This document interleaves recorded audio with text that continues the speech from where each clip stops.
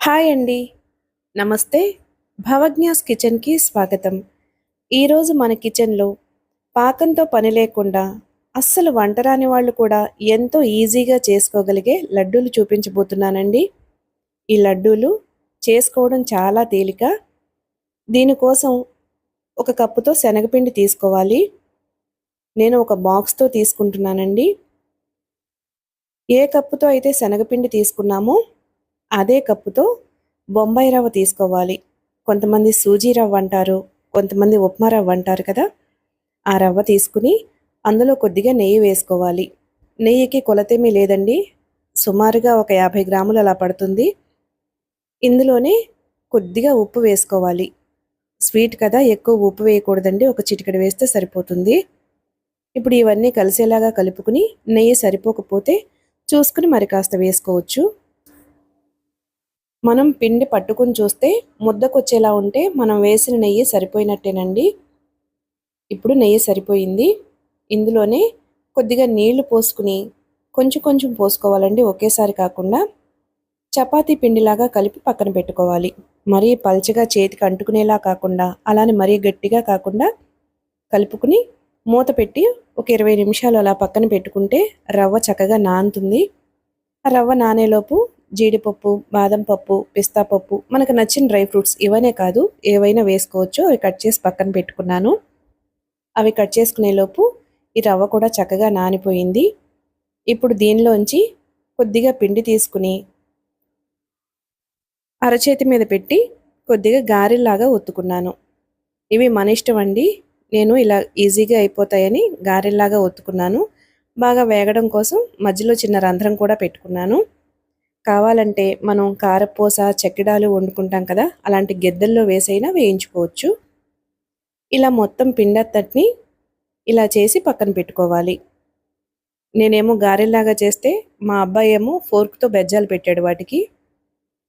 ఇప్పుడు స్టవ్ వెలిగించి మూకుడు పెట్టుకుని డీప్ ఫ్రైకి సరిపడా నూనె వేసుకోవాలి. నూనెకి బదులు నెయ్యి అయినా వేసుకోవచ్చండి. కానీ అంత నెయ్యి తింటే లడ్డూ తినేటప్పుడు మనకు వెగటనిపిస్తుంది.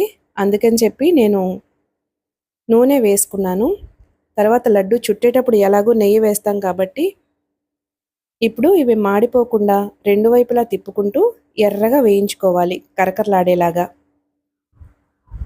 ఈ లడ్డూలు టేస్ట్ చాలా బాగుంటాయండి. అటు సోన్ పాపిడి టేస్టు, ఇటు మినపసున్ని టేస్టు కాకుండా ఆ రెండు మిక్స్ అయ్యి డిఫరెంట్ టేస్ట్ లాగా అనిపిస్తాయి. చేసుకోవడం తేలికే. ఒకసారి ట్రై చేసి చూడండి. మీలో చాలామందికి తెలిసే ఉండొచ్చు. కొత్త వాళ్ళు ఎవరైనా మన ఛానల్ చూస్తారని చెప్తున్నాను.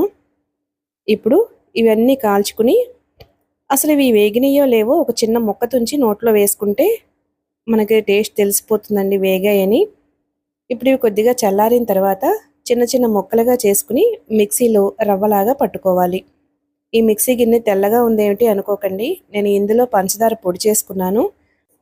పంచదారదే కాబట్టి నేను ఈ ముక్కలన్నీ ఈ మిక్సీ జార్లోనే వేసుకుంటున్నాను. ఇప్పుడు దీన్ని రవ్వలాగా గ్రైండ్ చేసుకోవాలి. మనకి గోధుమ రవ్వ ఉంటుంది కదా, ఆ గోధుమ రవ్వలాగా వచ్చింది. ఇప్పుడు ఇందులోనే మనం ఏ కప్పుతో అయితే శనగపిండి, ఉప్మా రవ్వ తీసుకున్నామో అదే కప్పుతో పంచదారని మిక్సీ వేసి పొడి వేసుకోవాలి. నేను ఇదే కప్పుతో అని చెప్పాను కదా, మనం తినే తీపిని బట్టి వేసుకోవచ్చండి. ఎక్కువ తినేవాళ్ళైతే ఇంకా కొంచెం పొడి ఎక్కువ వేసుకోవచ్చు. తక్కువ తినేవాళ్ళైతే తగ్గించి వేసుకోవచ్చు. తీపి ఎక్కువ తక్కువ కాకుండా అయితే ఏ బాక్స్‌తో ఈ రవ్వ, పిండి తీసుకున్నామో అదే బాక్స్‌తో పంచదార పొడి సరిపోతుంది. ఇందులోనే కొద్దిగా యాలకుల పొడి కూడా వేసుకుని మొత్తం కలిసేలాగా కలుపుకొని పక్కన పెట్టుకోవాలి. ఇప్పుడు స్టవ్ మీద ప్యాన్ పెట్టుకుని అందులో కాస్త నెయ్యి వేసుకుని మనం ముందుగా కట్ చేసి పెట్టుకున్నాం కదా, జీడిపప్పు, బాదం పప్పు, పిస్తా పప్పు, ఇవి మాడిపోకుండా దోరగా వేయించుకుని ఈ పిండిలోనే కలుపుకోవాలి. నేను ఈ పిండి మొత్తం నెయ్యితో చేయట్లేదండి. సగం పిండి నెయ్యితో చేస్తాను, సగం పాలతో చేస్తాను. కానీ డ్రై ఫ్రూట్స్ అయితే మొత్తం పిండంతట్లోనూ కలిపాను. ఇవి మొత్తం పిండిలో కలిసిపోయేలాగా మొత్తం కలుపుకోవాలి. ఈ లడ్డూలు తయారు చేసుకోవడం చాలా తేలికండి. ఇప్పుడు ఇవి మొత్తం కలిసిపోయిన తర్వాత డ్రై ఫ్రూట్స్ వేయించుకున్న ప్యాన్ ఉంది కదా, అది మళ్ళీ స్టవ్ మీద పెట్టుకుని అందులో కాస్త నెయ్యి వేసి వేడి చేసుకోవాలి. నెయ్యి వేడైన తర్వాత దీన్ని ముందుగా తయారు చేసి పెట్టుకున్న పిండిలో వేసుకోవాలి. మనకి లడ్డూ చుట్టడానికి వీలయ్యేలాగా ఎంత నెయ్యి పడుతుందో చూసుకుని అంత నెయ్యి కొద్దిగా కాచి పోసుకోవాలి. ఇలా లడ్డూ చుట్టడానికి వీలయ్యేలాగా నెయ్యి పోసుకుని మనకి నచ్చిన సైజులో లడ్డూ చుట్టుకోవడమేనండి. చాలా సులభంగా ఉంది కదా! టేస్ట్ కూడా అంతే బావుంటుందండి. ఎంత తేలిగ్గా అయిపోతాయో చేయటం, టేస్ట్ కూడా అంత బావుంటుంది. నాకు సగం పిండితో 19 లడ్డూలొచ్చాయండి. ఈ మిగతా సగం పిండిలో వేడి వేడి పాలు కాచి పోసుకుంటున్నాను. పాలైతే అస్సలు ఎక్కువ పట్టవండి. వేడి పాలైతే పంచదార కూడా కరుగుతుంది కదా! చాలా తక్కువ పాలే పడతాయి. చూసుకుంటూ కొద్ది కొద్దిగా పోసుకోవాలి.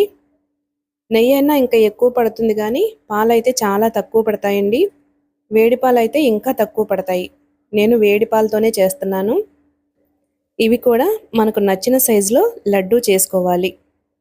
నాకు నెయ్యి వేసినవి 19 అయ్యాయండి. పాలతో చేసిన సగం పిండి ఉంది కదా! నేనేం కొలవలేదు. కొంచెం అటు ఇటుగా చేసుకున్నాను. ఇవి 16 అయ్యాయి. నేను ముప్పావు గ్లాస్ పాలు తీసుకుంటే, పావు గ్లాసు పైనే మిగిలిపోయాయండి పాలు. ఇవి ఒక అరగంట ఆరిన తర్వాత కొంచెం బిగుసుకుంటాయి.